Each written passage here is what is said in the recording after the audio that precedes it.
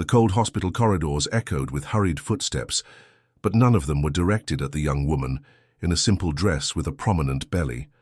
Sitting in a worn plastic You have to chair, take she tried responsibility to for hide your her actions. tears as a Please receptionist, stop! her voice loud and full of Leave her contempt, alone! told her that without insurance and without money there would be no treatment. The people in line looked on, some with pity, others with that silent judgment that weighs more heavily than shout. You should be ashamed of One yourself. woman murmured, "Pregnant and can't even afford a doctor. How could you do this? How embarrassing." A blush rose to her face, not from guilt, but from humiliation. She felt her stomach tighten, fear mixed with despair. Every look seemed like a verdict: poor, irresponsible, alone. When she tried to explain that she simply needed an urgent exam, the receptionist raised an eyebrow and smiled wryly, calling the next patient. The young woman stood slowly, her teary eyes finding only doors closing before her. It was in that moment of heavy silence that the automatic door opened, and a man in an impeccable suit entered, surrounded by murmurs. The expensive scent of perfume contrasted with the worn-out ambience of the public hospital. He walked purposefully, ready to take care of his own business, until his eyes fell on the scene, the pregnant girl leaning against the wall trying to hide her tears. What no one knew was that that image awakened uncomfortable memories in him, old scars he'd rather forget. Within seconds, something changed in his expression. Without saying a word, he approached the counter, took out a black metal card and handed it to the receptionist. "All her care from now on is on me." The entire room fell silent. The sound of the card swiping through the machine resounded like thunder, and for the first time the looks that had previously been judgmental turned to shock. What happens after this scene is something no one could have imagined, and when the truth comes out, it changes everything. You'll understand why this silent moment in the hospital would become the most unexpected turning point in their lives. If this story has touched you so far, don't forget to like, subscribe to the channel, and comment below on what you would do in her place. Your opinion could inspire the next video. The hospital in that neighborhood seemed to carry in its corridors the sum total of all the city's pain: the stained walls, the white lights flickering intermittently, and the smell of cheap disinfectant mixed with human fear created a setting where few wanted to be, but many had no choice. It was winter in the United States, the cold wind biting the skin outside, and the automatic doors couldn't contain the icy draft that rushed in with each new arrival.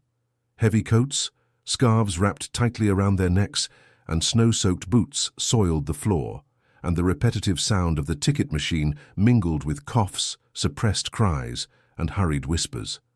In the corner, she stood. There the young woman in a simple, already slightly worn dress, holding her belly that betrayed her advanced pregnancy. She had no rings on her fingers, no companion by her side, just a worn backpack, and the courage of someone who had faced much more than that line. Her eyes, large and tired, watched the clock on the wall as if time were an enemy. With each passing minute, her anguish grew. The baby moved, and the movement inside her was both a comfort and a cruel reminder. She was not alone. As that was precisely why she couldn't give up. The reception desk was a cruel scene. On the other side of the counter, women in lab coats typed unhurriedly, requesting insurance cards, signatures, and receipts. Each person who arrived handed over paperwork, numbers, and documents, as if the right to healthcare were a bargaining chip. When the young woman approached, clutching a blue folder with the few papers she had, she was greeted coldly.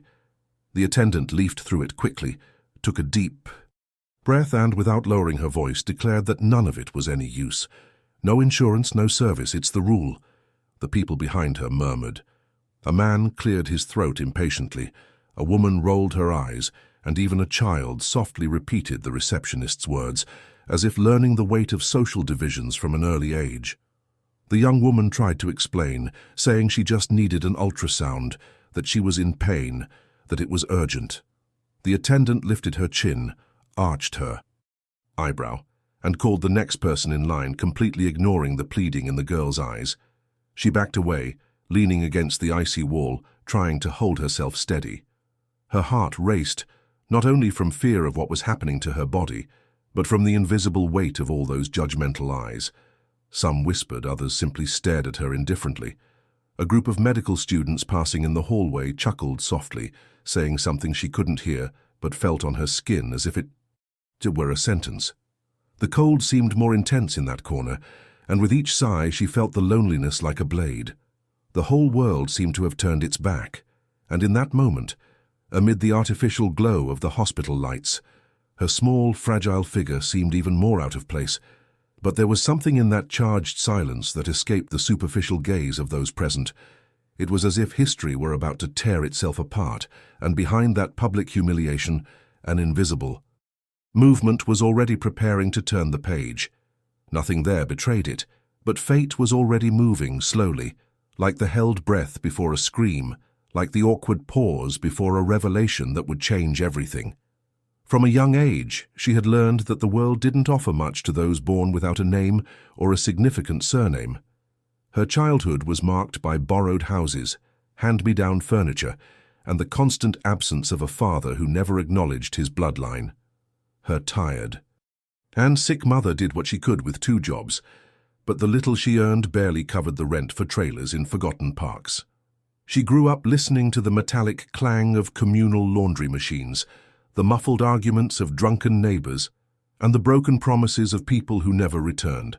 Still, she carried in her eyes a resilience that no one could erase.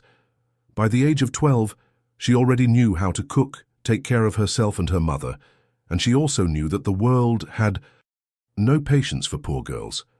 At school, her worn-out shoes and worn-out clothes were a source of ridicule. She remembered well when a classmate pointed to her old notebook and loudly remarked that it looked like trash. She swallowed hard, kept writing, and learned there that silence was often the only defense available.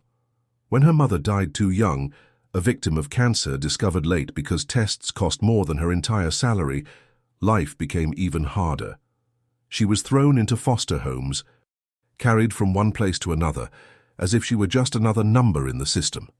Her teenage years were a succession of closed doors, promises of adoption that never materialized, and looks of contempt that reminded her daily that she was invisible to the world.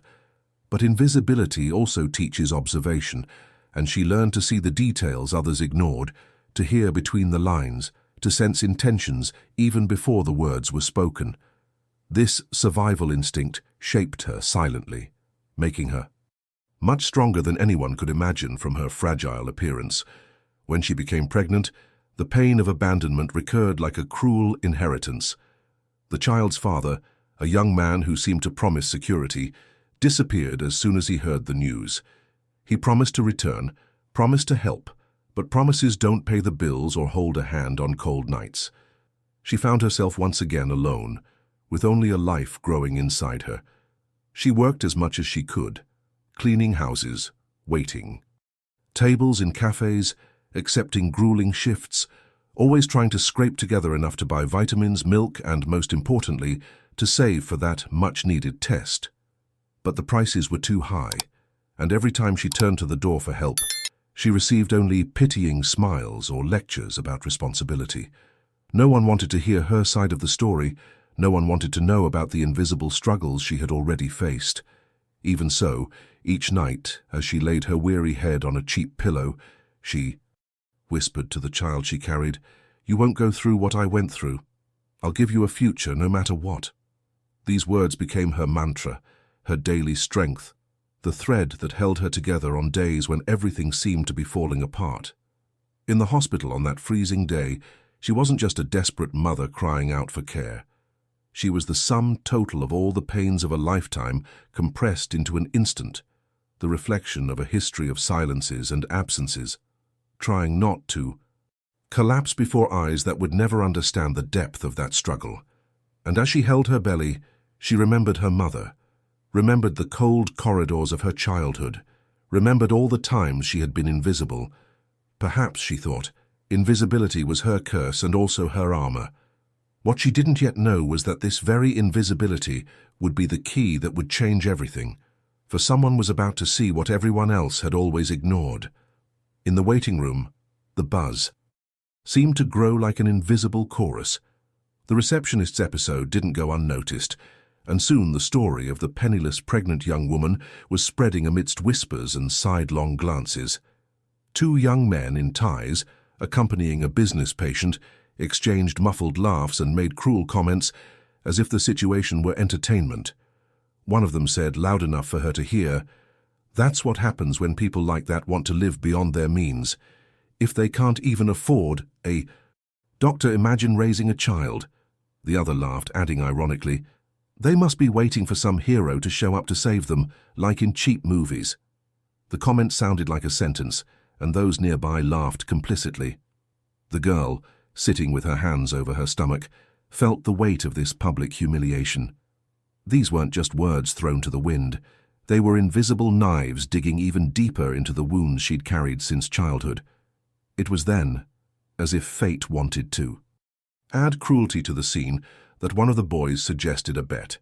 "Wanna see? I bet she'll get up and beg someone to pay for the exam. Just wait. These girls always do the same." The other agreed, laughing, and pulled out $100 bill, leaving it visible on the table.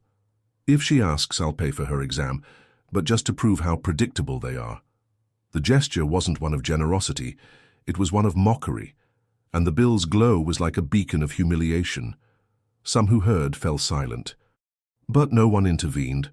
The scene was turning into a cruel spectacle before an indifferent audience. She understood everything. She didn't need to hear every word to understand. The mocking look, the suppressed laughter, the banknote held out as bait were clear enough. Inside, a wave of anger and sadness fought not to overflow. She clutched her belly tighter, as if to protect the baby from that hostile world. Her eyes welled up, but she didn't lower her head. Instead, she stared at the ground, steadily, trying to summon the strength not to give in to the humiliation. Her heart was pounding, and each beat seemed to echo in her mind, like a memory of the times she'd been called useless, a burden, nothing. The next few minutes were a silent torture. The line moved forward, patients came and went, but everyone's eyes remained on her, as if waiting for the moment when their bet would be won. The silence was broken only by the metallic sound of the ticket machine and muffled laughter. It was like being on a stage but without the right to speak, only to be seen. The atmosphere was so charged that even the receptionist, who had previously dismissed her, seemed to be watching from afar, with the look of someone already certain of the outcome. However, what no one imagined was that this same scene, seemingly one of contempt and easy laughter, would be the trigger for something much greater. The contempt, disguised as a bet, was not just a passing offense, but a silently turning gear, setting the stage for the entrance of someone who would change the course of everything. Humiliation, in its rawest form, had taken hold there. And precisely because of this, the next step was inevitable, the meeting of two destinies that should never have crossed, but were about to collide irreversibly. The moment he entered the hospital seemed at odds with the surroundings. The impeccable shine of his freshly polished shoes reflected on the worn floor, the precise cut of his suit standing out. Among the cheap coats and ordinary clothes of the waiting room, the chilly air that came with the automatic door seemed to bow before his presence, and for a moment even the hubbub ceased.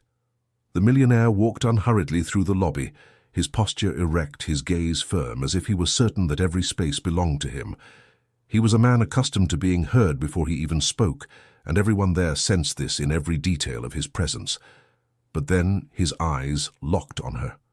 The young woman sitting in the corner, her shoulders hunched, her hand protectively over her belly, her face flushed as if she'd held back tears for too long. It wasn't just a scene of despair.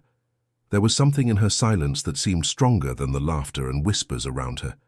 He slowed his steps, as if a distant memory had flashed through his mind. For a moment, he ceased to be the powerful man everyone knew, and became simply someone who saw a familiar pain. Their gazes met briefly, but intensely. She looked up and stared at him, unsure why, perhaps instinctively, perhaps because everyone else was looking at her with contempt, and he was the only one who seemed to be staring. Time seemed to stretch in that second. The world around them moved on, but between them the silence grew heavy. He said nothing, but the way his eyes darkened and his breathing altered revealed something no one else noticed. That scene had struck him deeply. She, in turn, had no reason to expect anything from him. She knew who men like him were, accustomed to living above others, to judging, to treating people like her as if they were dust on the ground. But there was something off there, a detail that didn't match the arrogant image he carried. His gaze wasn't one of laughter or mockery. It was heavy, filled with memories she couldn't decipher.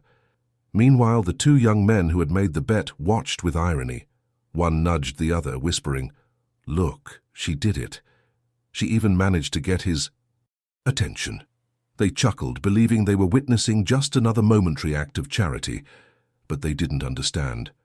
There was nothing charitable in that look.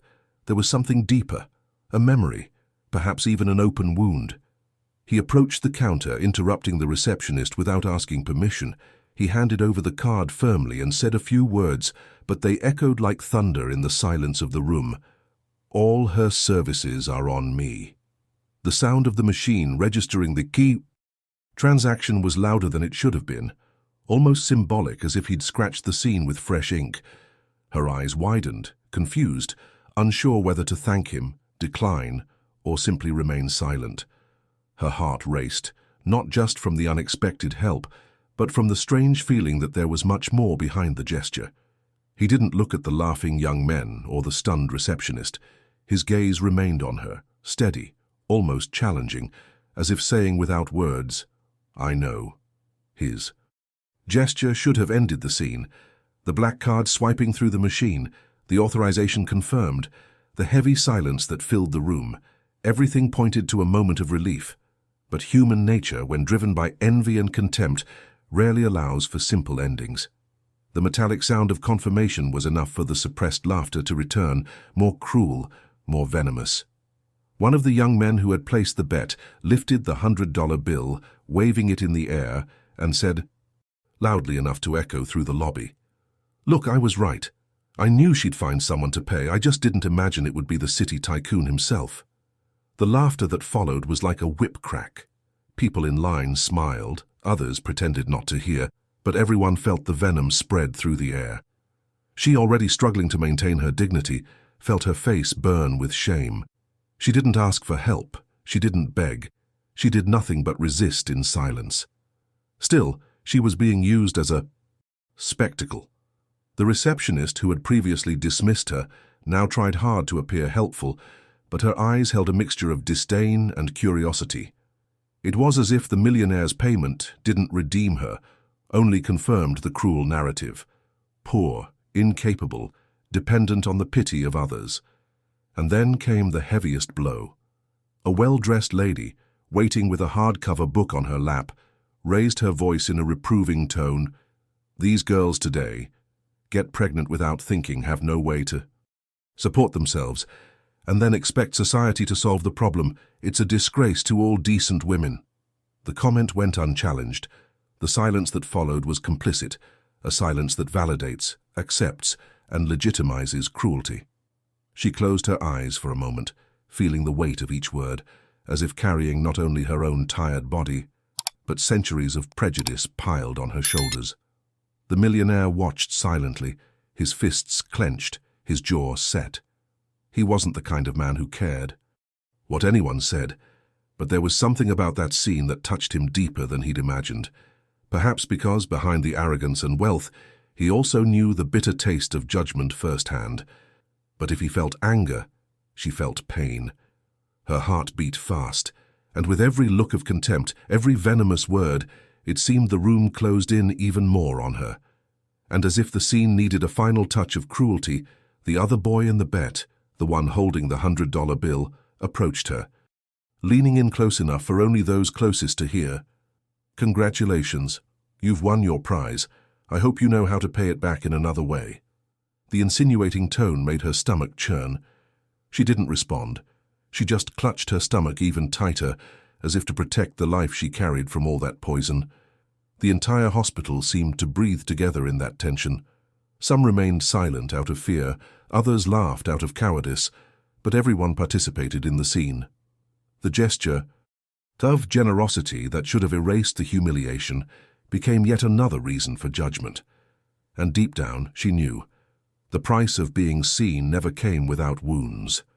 The waiting room seemed frozen in time after the wave of laughter and innuendo. The heavy air, the smell of hospital alcohol mixed with the millionaire's expensive perfume, the gazes that continued to judge her, everything weighed down like an invisible chain. But amid the suffocating silence, something inside her shifted. It was as if finally he'd reached the limit of what he could bear. Instead of lowering his head, he lifted it. And in that simple gesture, there was a strength no one expected. Her eyes met his once more. But this time, they weren't the eyes of a victim, but of someone carrying a secret that could change the entire scenario. The receptionist was still typing, trying to avoid tension, when the young woman took a deep breath and broke the silence. Her voice was low but firm, cutting through the air like a blade. "I know who you are." The words echoed almost inaudibly to some, but they were enough to fill the room with suspense. The millionaire stared at her, motionless, as if every muscle in his body had frozen. The young men who had been laughing earlier fell silent, intrigued. There was something in that sentence that sounded neither like gratitude nor surprise. It sounded like revelation. She continued, without looking away. "I know what you did years ago. I know the promise you broke. I know you're not as untouchable as you seem." Each word was charged with memories she'd kept silent until then. She wasn't just a girl lost in a hospital.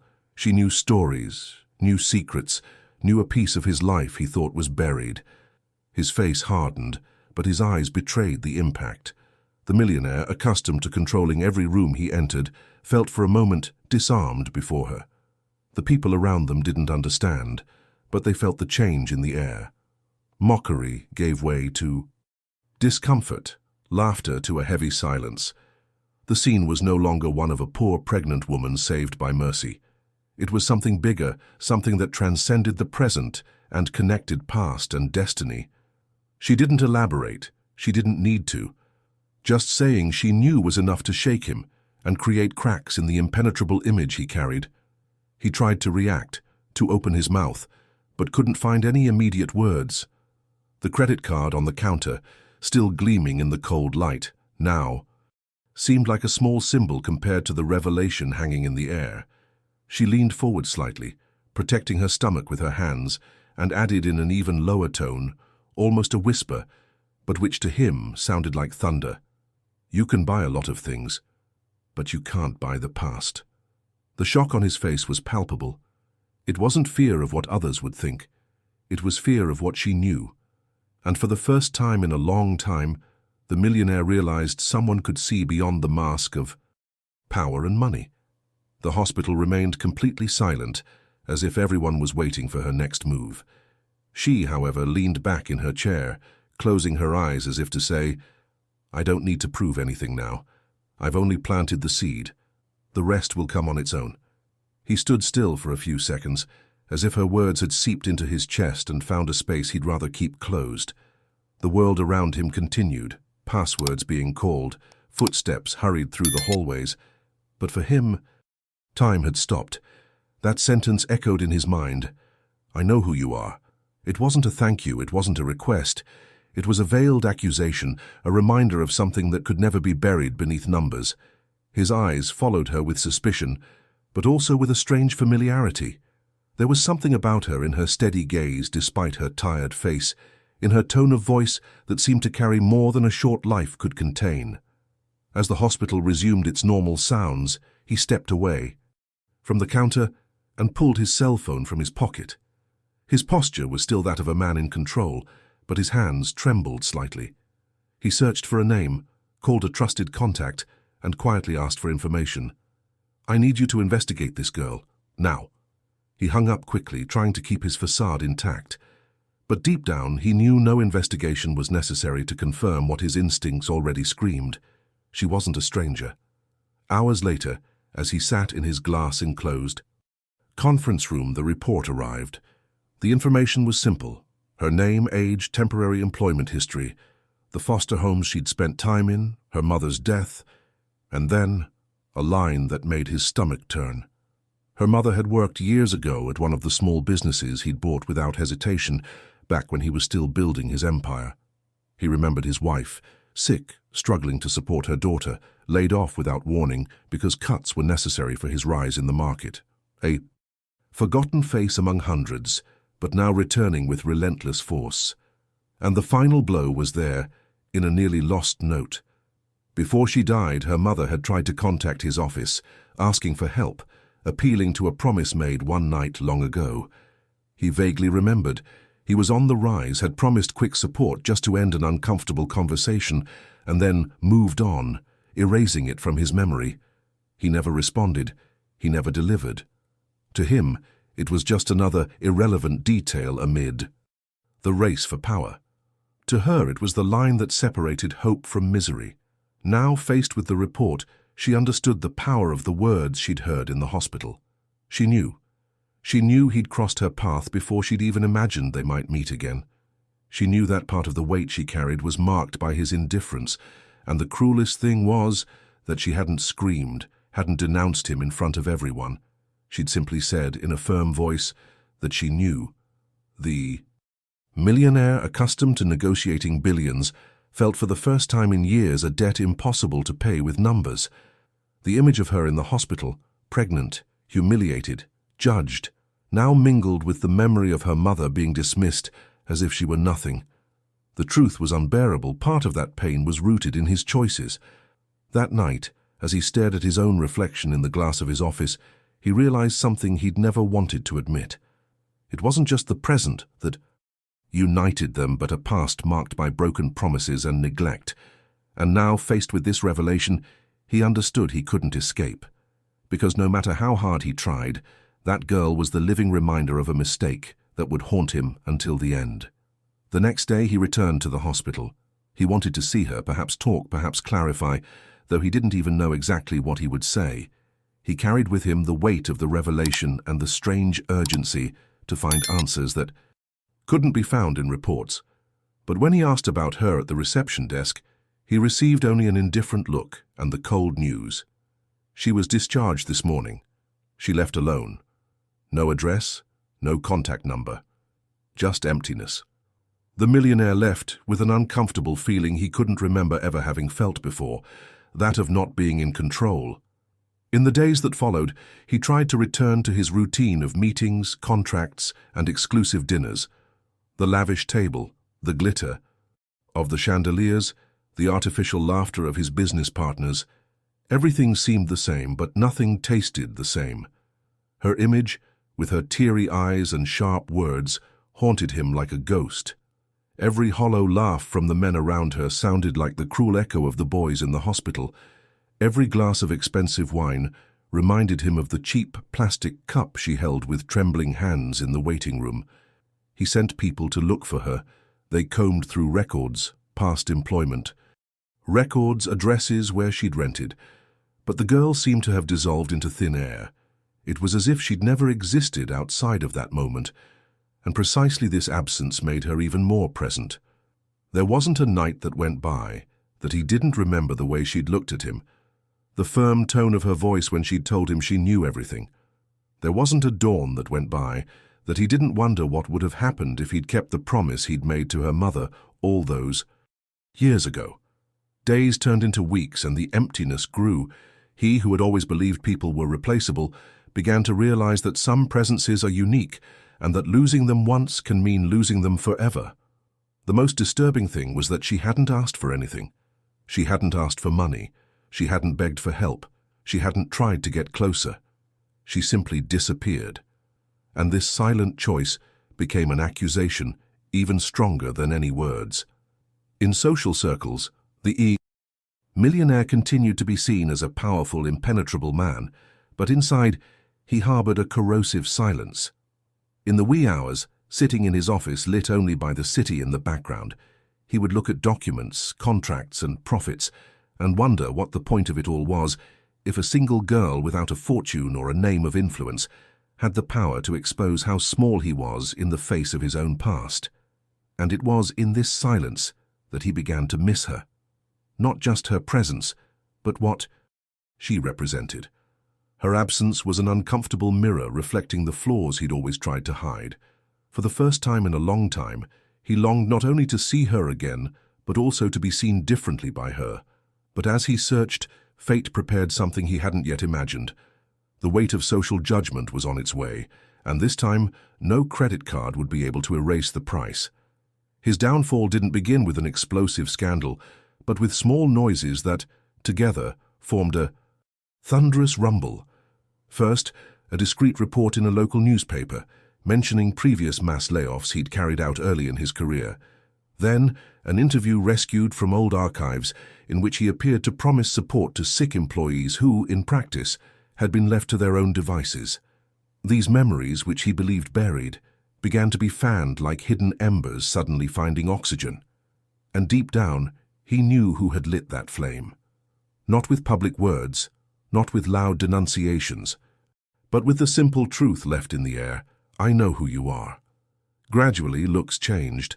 At business meetings, partners no longer laughed as readily. At social gatherings, whispers grew longer, more charged. That impeccable image of power began to be scratched, not by formal evidence, but by the corrosive doubt that spreads quickly when respect is not genuine. A single rumor was enough to open cracks in a castle built on silence. The most visible straw came at a press conference where he was announcing a new multi-million-dollar investment. A reporter, in a firm voice, stood up and asked in front of everyone, "Do you think it's fair to invest billions in luxury goods when, in the past, you laid off workers in critical conditions, including a sick single mother who died without assistance?" The silence that followed was devastating. The cameras captured his face harden, his breath catch. The split second, his mask slipped. That question didn't come out of nowhere. It was the shadow of the past materialized in front of everyone. The repercussions were immediate. Headlines, debates, analyses. It didn't matter if he still had his fortune, contracts, and lawyers. Public opinion had chosen a side, and that side was against him. Social media was flooded with comments about his arrogance, disdain for the poor, and insensitivity. The same people who had previously applauded him now pointed the finger, as if they had always known his true colors. He walked the streets and felt the looks change. They were no longer looks of admiration but of judgment, the same judgment she had felt in the hospital, now reflected back at him in greater proportions. It was silent, calmer acting, not violently, but with the precision of a mirror held before its reflection. Over the next few nights, alone in his luxury apartment, he silently watched his own old interviews replay on the screens, every sentence sounding like an accusation, and there was no escape. No amount of money could buy dignity. No fortune could buy true respect. For the first time, he felt what she had felt, being judged in public, reduced to a stereotype, condemned without defense, and the pain was unbearable. He understood now that this wasn't just bad luck or bad press. It was the weight of truth returning, the price of broken promises, of lives discarded like numbers on spreadsheets. It was fate returning, with cruel precision, every silence he had imposed in the past. And in this social judgment, there was no audience to applaud, only cold voices, looking at him the same way they had looked at her, as if she were worthless. In the days following the scandal, silence became his greatest enemy. The penthouse apartment, once a scene of parties and gatherings, now resembled a modern mausoleum. Cold marble, glass walls that reflected only his own shadow, and a lavish table that remained untouched. The man who had always been surrounded by people was now alone, and for the first time he realized. That loneliness came not from the absence of others, but from the absence of himself. The million-dollar contracts that still lingered in his briefcase no longer held any weight. The figures no longer offered security. There was something broken inside him that no number could mend. She sat for hours in front of the television, watching the news reports that replayed her past, and in every sentence she saw not only the public judgment, but also her reflection, the young woman in the hospital, facing him fearlessly. The memory of the words she had spoken echoed in her mind like a bell. You can buy a lot of things, but you can't buy the past. This phrase, repeated silently, became a kind of punishment, and, at the same time, a seed. He began to reconsider his choices, remembering forgotten faces, hands that asked for help and which he ignored. Each memory was a shattered mirror, revealing the figure of a man who never wanted to admit his flaws. Nights became unbearable. In the darkness, memories came back stronger, and with them the image of the girl's mother, thin and sick, begging for a chance he had denied. He tried to justify himself. It was just business, the price of ascension. But deep down, he knew it was just the excuse of a man who traded humanity for power. And now, even with all his power, he felt the most powerless of men. He slowly began to do something he'd never done before. Listen. He met with former employees, read letters he'd previously left in drawers, visited places he'd always avoided. It wasn't charity, it wasn't marketing. It was the raw need to look into the eyes of those who had been crushed by his decisions. In each look, he found a wound, and in each wound, he found a part of himself he'd never wanted to see. The transformation didn't come like a bolt of lightning, but like a slow flame that burned from within, consuming his masks one by one. He began walking the streets without drivers, without security, just to feel the cold she had. Felt in that hospital, just to hear the voices he had previously ignored. With each step he understood that his life could never be the same again. And the more it changed, the stronger the need to find her again became. Not out of pride, not out of vanity, but because somehow he knew that only in front of her could he prove that there was still something human in him. The once untouchable man was now stripped of his certainties. He was no longer the arrogant millionaire of the headlines, but someone searching for a forgiveness that might never come. And this search, more than any fortune, was what finally made him feel alive. Their reunion didn't take place in a luxurious salon or a glass-enclosed office, but in an ordinary, almost banal place. It was a cold afternoon, the wind blowing hard through the narrow streets of a forgotten part of the city. He walked alone, his heavy coat pulled up to his neck, trying to lose himself in the crowd. He no longer carried the radiance of untouchable men, but the expression of someone searching for something they couldn't name. And then he saw her. She was leaving a small market, carrying a simple bag in one hand and holding her already enlarged belly with the other. Her face was tired, her hair loose, but she had the same firm gaze that had marked him in the hospital. He stopped, as if time had shattered into 1,000 pieces. His heart raced at an unfamiliar pace. For a moment, he wasn't the millionaire. He wasn't the man, judged by the world. He was simply someone standing before the only person capable of bearing his soul. She saw him too. Their eyes met, and in that second, the entire past weighed heavily between them. There was no crowd, no outside noise to drown out the silence, just the silence between them, a silence filled with unanswered questions. She showed no surprise, as if she'd been expecting this moment somewhere along the way. She simply stopped, clutching her bag tightly, staring at him with the calm of someone who no longer needed words to express her feelings. He approached slowly, as if each step were a confession. His hands trembled, and his eyes, once cold, now held a silent plea. When he finally stopped before her, he tried to speak, but his voice faltered. "I," was all he could manage before the weight of memory swallowed him. She didn't look away. There was a mixture of hurt, strength, and a strange compassion there.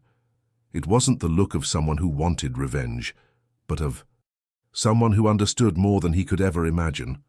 For a few seconds they simply stared at each other, and that silence was more eloquent than any speech.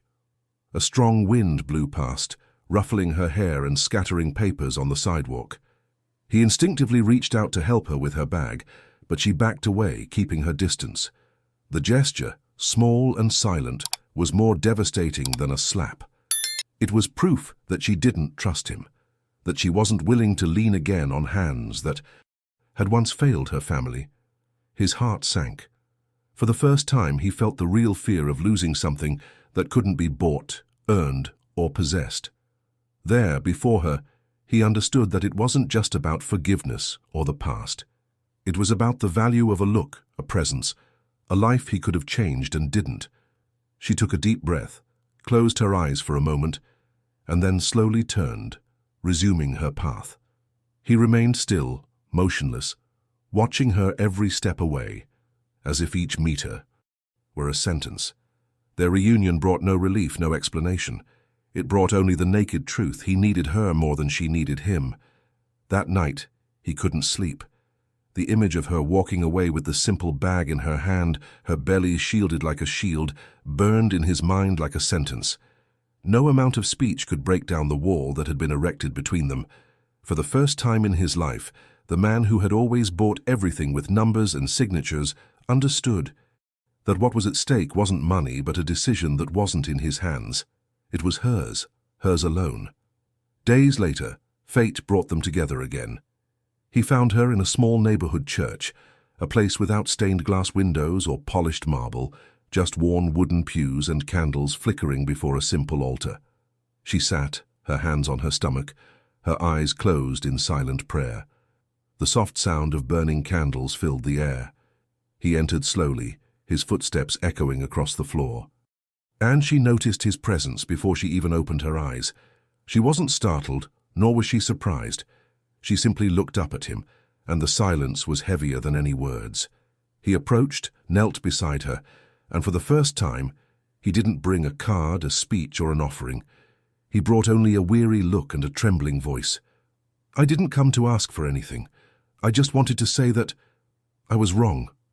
I was wrong with you, with your mother, with everyone I trusted too much with my silence. And there's nothing I can give that will erase that. I just wanted you to know that I'm not that man anymore." The words came out like a raw confession, unmasked, unedited. She watched him silently. There were tears in her eyes, but they weren't easy tears, heavy tears, the tears of someone who carries too much and no longer believes in promises. After a long silence, she finally spoke. Her voice was calm but sharp. "I don't need your money. I don't need your guilt. I just need you. To understand that there are things you can't buy. My forgiveness isn't for sale, and my future doesn't depend on you." He swallowed hard. Her words were more devastating than any public trial, because there was no anger in them, only certainty. And that certainty was unshakable. For a moment he thought she would simply get up and leave him there, his confession thrown to the wind. But instead, she placed her hand on her stomach and added, "What you can do, if you truly want to, isn't for me. It's for him, for the life growing here. Be different from the man you were, and maybe one day that will be enough for me to believe in you." He lowered his head, the tears finally escaping. There was no hug, no immediate reconciliation. There was only one clear choice. She didn't hate him, but she wouldn't give herself over to the past either. She wouldn't give him the power to decide her life once again. Her decision was simple and silent. She would move on, with or without him, and he would have to carry the weight of transforming himself to, perhaps, earn a place in her story.